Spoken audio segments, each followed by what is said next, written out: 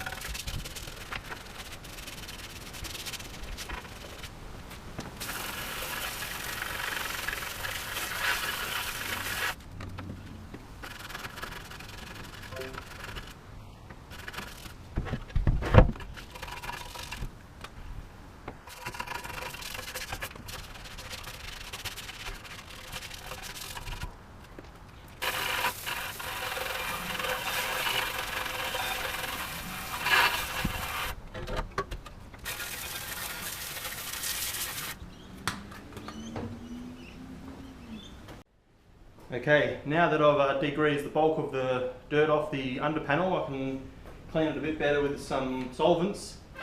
Normally I'll try and use something like an acetone. Today I'm going to be using brake cleaner as it's all I've got in the shed at the moment. It's not really the best thing to be using before welding because the fumes are toxic, so I'm going to give it a good chance to vaporise off, but it should work well for the cleaning of the aluminium.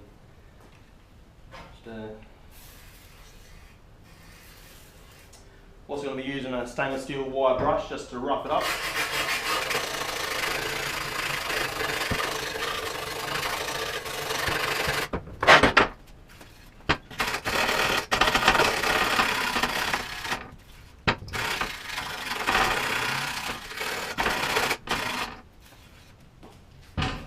Alright, that should be, well, clean enough to begin the rest of the repairs. Okay, now I'm going to attempt to straighten the panel where the crack is and close up the gap as best I can. I have to be quite careful with this because the cast aluminium does have a tendency to crack, so if I go back too much it might even crack off that entire piece or worse. So I want to give it a shot, see if I can close it up to a point where I can weld it. I'll try just closing in the gap in the vise.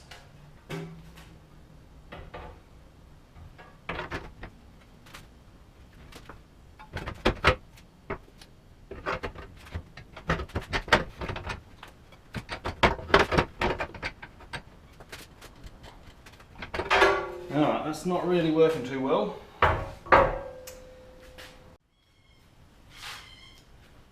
Okay, I'm just going to use some ratchet straps to try and pull in the crack. Hopefully that might just shift in a little bit. Don't know, we'll see what happens.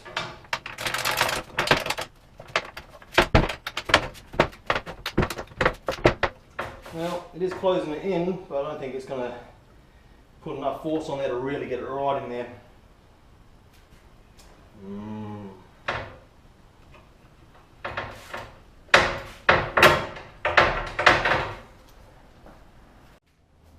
Okay, so I've used a large G-clamp to compress the crack together, and I've got another clamp holding it. This seems to be as best I can get it. It's probably a few mil down the crack, which is actually going to be advantageous because then we can weld deep through the material rather than just welding on the surface. So we'll see how that goes. It's a bit of a rough contraption. I've just put a little flat here and a little flat here, so that I've got something for the clamp to grip to. Yeah, it seems to have pulled it in. Okay, so I'm getting pretty much ready to weld now. Have the TIG machine set up on AC, probably 2/3 the way to quartz cleaning on the AC balance. 200 amps set on the machine, but foot pedal control. Got a 1/8 inch red tungsten in the torch. And I've got a selection of 1/8 and 3/32 aluminium rods. Got a torch there for a bit of preheat if I need it. I'm going to see how I go without it, but I might have to put a bit of preheat into the aluminium. I'm not too sure at this stage. We've got it clean. I've got my jerry-rigged clamps here to try and get it held straight. Try and put a few tacks in there. See if I can get it to hold in position. Maybe do an inch or so of weld if I can get it in holding, and then remove the clamps and carry on the rest of the way. Long sleeve shirt obviously for the UV. Shield, gloves. I've got a spare mask, the auto darkening mask, ready for the camera, so I'm going to flick that down, and that should hopefully allow for some decent arc shots. I don't know how it's going to go. So that's that. Okay, here goes. I've got the auto darkening screen down in front of the camera. It looks a bit funny. You can hear the TIG machines on in the background there.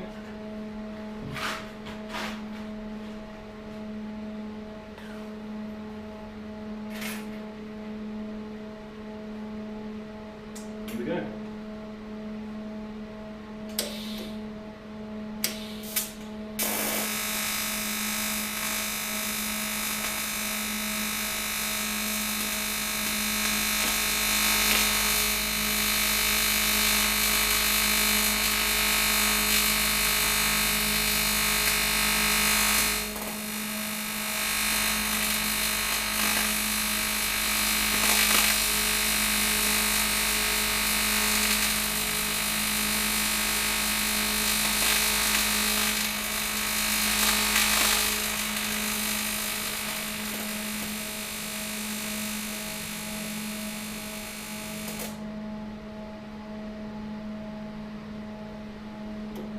Okay, actually welded pretty damn easy right there. Not sure how strong it is, but certainly took welding quite easily. A little bit of scabby stuff floating up in the puddle as I was going, but I think that's pretty much standard with aluminium, cast aluminium I should say. I've got about an inch of weld there in the middle of the crack. I'll just let it cool and set a little bit, and then I can take off these clamps. Might see how we go with that. Just a close up of that first inch of welding or so. It's holding the crack closed now. Not fully closed, but a lot more than what it was to begin with. You can see, I don't know if that's coming out clear, you can see a bit of the scabby stuff floating up into the top of the weld there.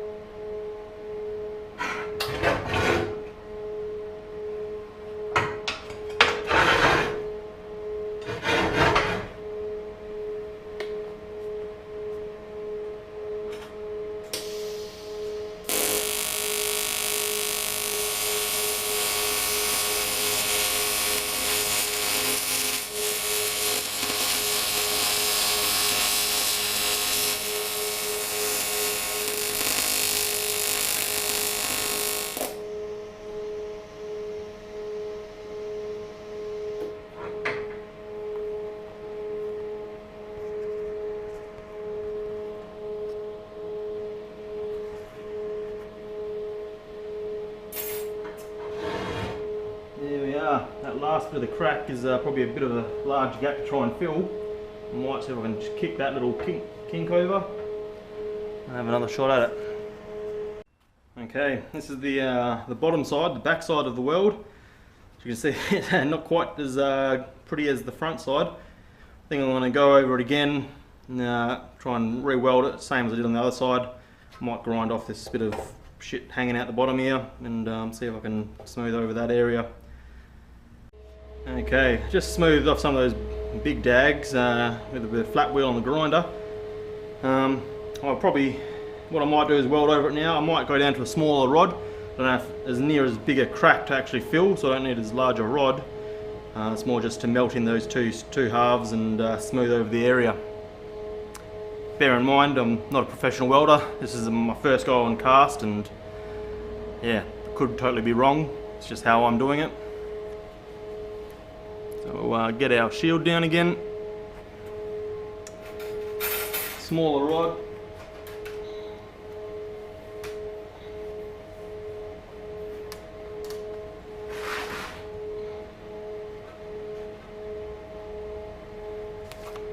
Okay.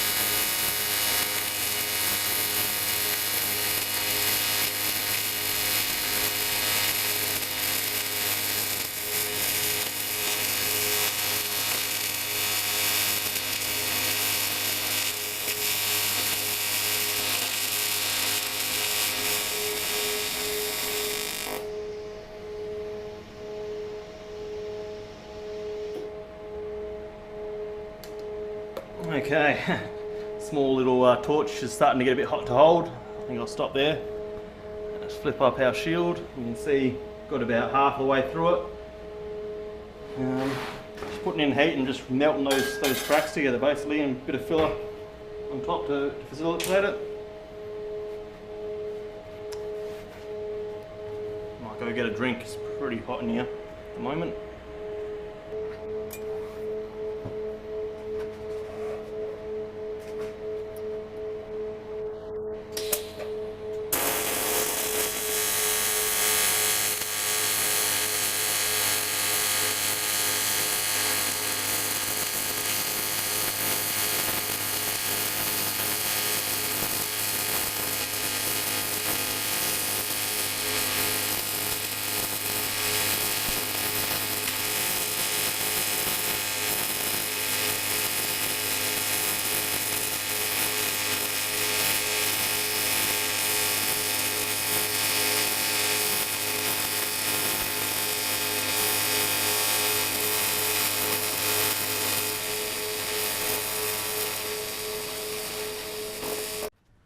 Just go for a bit of a close-up of the weld. Hopefully it's not shaking too much like it usually happens.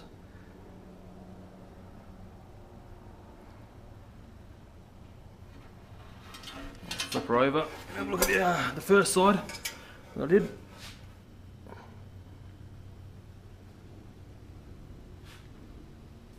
There's a bit of a mess going on there, but that's just the way it goes sometimes, I think.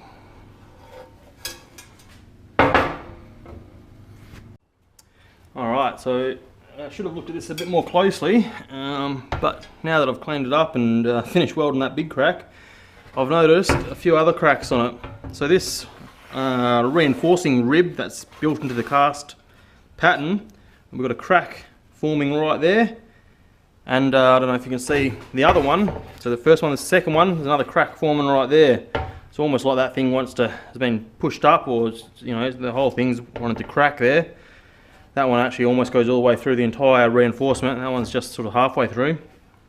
And there is also another area where it's been cracked. This is a bit of a divot coming up from behind, from the bottom. And it's actually been circled in texture, I should have seen that. but there's a bit of a crack forming around where that's happened. So what I might do, I might try and weld up these two reinforcement ribs. And when the crack's there, they're obviously not doing anything. Whether the weld makes it that much stronger or anything, I don't know. We'll give it a go and see what happens. And this one here, I might just see if I can weld over those cracks. I don't really want to try and straighten it because I think that's just going to end up breaking more. If I try and push that dent out, might just crack those pieces right off. So I'll give that a go. Okay, for this divot here where there's a bit of crack forming, I'm just going to weld over it, use a bit of the thinner rod just to fill it in. Hopefully just fuse that crack back together. We'll see how we go with it.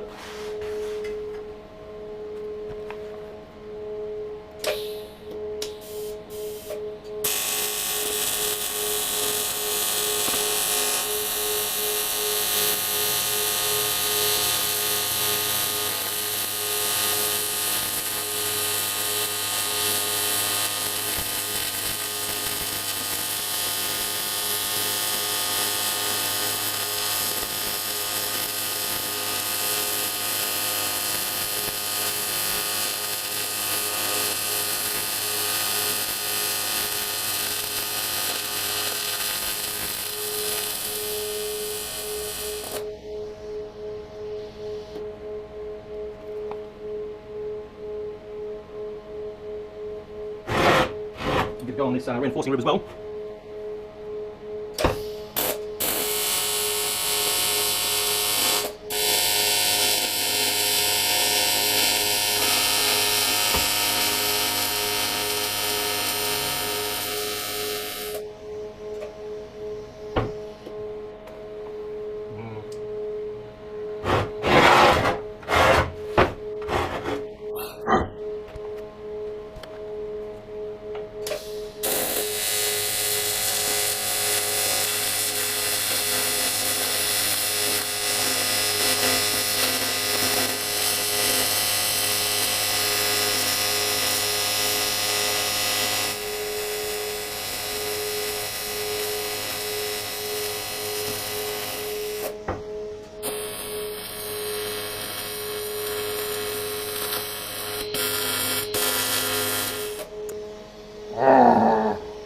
I can dip the tungsten right at the end. Like this.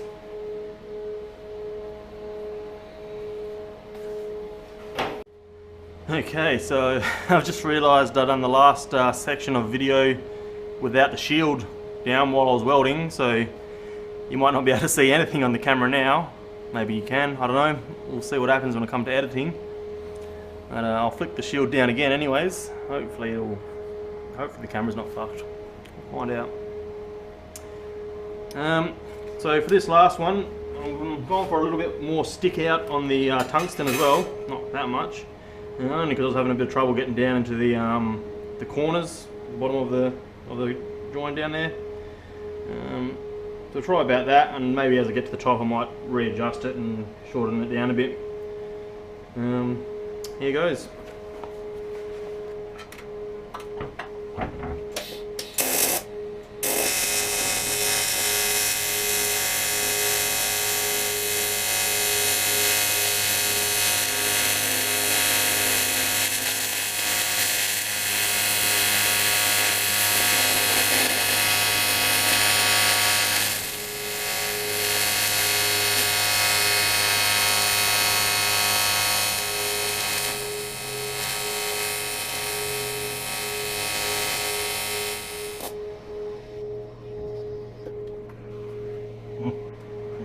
It's pretty rough.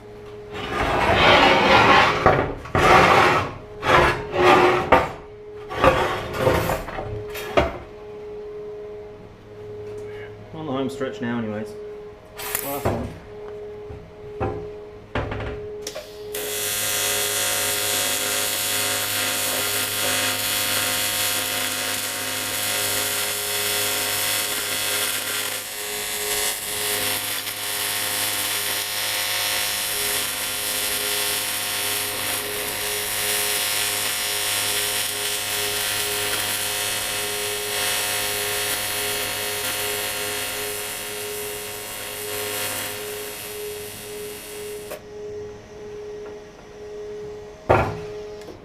Okay, hopefully that doesn't make it weaker, it makes it stronger. Just get the shield out of the way, might be able to see, might not be.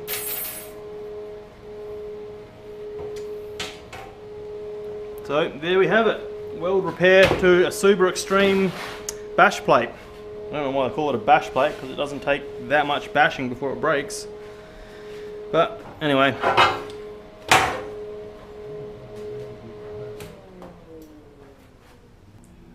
Thanks for watching. Once again, if you like what you see, feel free to subscribe and press the like button. Thank you very much.